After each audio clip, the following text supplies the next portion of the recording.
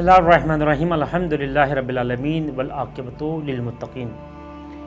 پیغمبر گرامی کے جو فرمودات اور جو ارشادات ہیں وہ اس نماز کے بارے میں کہ لا ینال شفاعتنا مستخلف الصلاۃ، ہماری شفاعت اس بندے تک نہیں پہنچ سکتی جو نماز کو سبک ہلکا جانے۔ یعنی ایک انسان نماز پڑھتا ہے لیکن اذان ہو گئی، نماز کو وقت کو وہ تعطل کا شکار کر رہا ہے، نماز کی طرف توجہ نہیں دے رہا۔ اب پیغمبر نے ارشاد فرمایا کہ ہماری شفاعت، ہم اہل بیت کی شفاعت نہیں پہنچے گی جو نماز کو وقت پہ نہیں پڑھ رہا اور نماز کو سبک جان رہا ہے، نماز کو ہلکا جان رہا ہے۔ عزیزان گرامی قدر، جو عاشق پروردگار ہیں، جو عاشق رسول ہے، جو عاشق مولا کائنات ہے، جو حسن کا عاشق، جو حسین کا عاشق ہوتا ہے، اس کی نماز کی کلاس کچھ اور ہوتی ہے۔ ایک جوانی کی نماز، ایک بچپنے کی نماز، ایک نادانی کی نماز، کہ جب انسان نماز کو بوجھ سمجھتا ہے، نماز کو ایک گراں قدر چیز محسوس کرتا ہے، بس چاہتا ہے کہ کسی طرح آ کر وہ نماز کو ادا کر لے، اور کسی طرح اس نماز کو اگر وہ نہ پڑھے تو اس کو وحشت ہونے لگتی ہے اور جلدی جلدی وہ بوجھ اتارتا ہے۔ لیکن جو ایک عاشق کی نماز ہوتی ہے تو یہ نماز عشق اسے بتاتی ہے کہ یہ نماز بوجھ نہیں بلکہ ایک وجد کا عالم ہے، ایک سرور کا عالم ہے، ایک مٹھاس، ایک شیرنی کا عالم ہے۔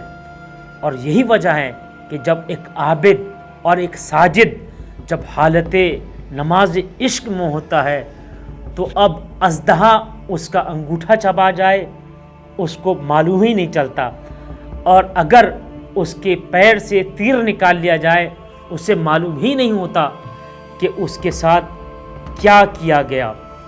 یہ ایک عاشق کی نماز ہے، یہ ایک نماز عشق ہے کہ جو انسان عالم سرود میں، عالم وجد میں ہوتا ہے۔ اور یہی وجہ ہے کہ جب انسان کے اندر یہ کیفیت طاری ہوتا ہے تو نہیں پتہ چلتا کہ کتنا وقت ایک سجدے میں گزر گیا۔ مولا کائنات سے سوال کیا، مولا کائنات آپ ایک رات میں 1000 رکعت نماز کیسے پڑھ لیتے ہیں؟ مولا نے فرمایا کہ میں ایک سجدہ کرتا ہوں، میرا دل کہتا ہے دوسرا سجدہ کرو، جب میں دوسرا سجدہ کر لیتا ہوں تو میرا دل کہتا ہے تیسرا سجدہ کرو، پھر میں چوتھا سجدہ کرتا ہوں، میرے سجدوں کی تعداد بڑھتی رہتی ہے لیکن میرا دل مزید سجدوں کی طرف مجھے مائل کرتا رہتا ہے حتیٰ کہ سورج طلوع ہو جاتا ہے۔ یہ نماز عشق ہے جو علی بتا رہے ہیں۔ عزیزان گرامی قدر، خدا نہ کرے کہ کسی کے بالوں میں سفیدی اتر جائے لیکن وہ نماز کے وزن کو، نماز کی کیفیت کو محسوس ہی نہ کر پائے اور نماز کو ایک بوجھ سمجھ رہا ہو۔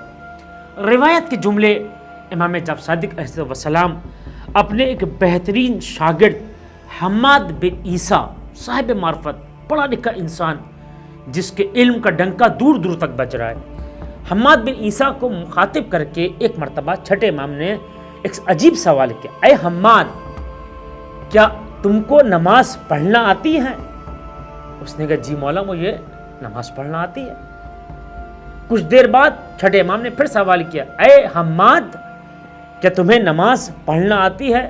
ایک مرتبہ عالم فخر میں حماد بن عیسیٰ، عیسیٰ کے بیٹے حماد نے آواز دی، اے فرزند رسول، میں آپ کا شاگرد، میں مبلغ اسلام، 3,000 میں نے 30,000 لوگوں کو اپنی تبلیغ، اپنی خطابت، اپنے علم کے زور پر مسلمان بنایا اور نمازی بنایا اور بہترین نمازی بنایا۔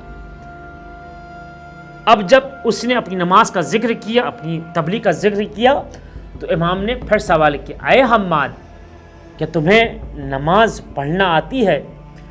جب اسی سوال کو تیسری مرتبہ دہرایا تو اب حماد نے شرم و حیا کی وجہ سے اپنے سر کو جھکا دیا اور نفی میں اپنی گردن کو ہلایا، مولا حماد کو نماز پڑھنا نہیں آتی، مولا ابھی حماد نماز کی معراج تک نہیں پہنچ سکا.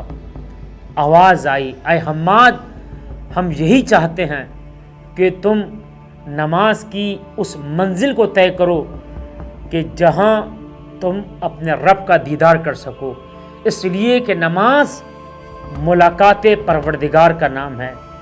اور ہمارے جد نے فرمایا کہ نماز مومن کی معراج میں کیا ہوا تھا؟ رسول اللہ نے اللہ کی آواز کو سنا، یعنی اتنا ہم آہنگ ہو جائے انسان، اس لیے کہ رسول کریم اللہ کریم. اور یہاں بخل نہیں ہے کہ جب انسان نماز کے لیے کھڑا ہو تو وہاں سے بخل ہو، نہیں، بلکہ وہ کریم ہے.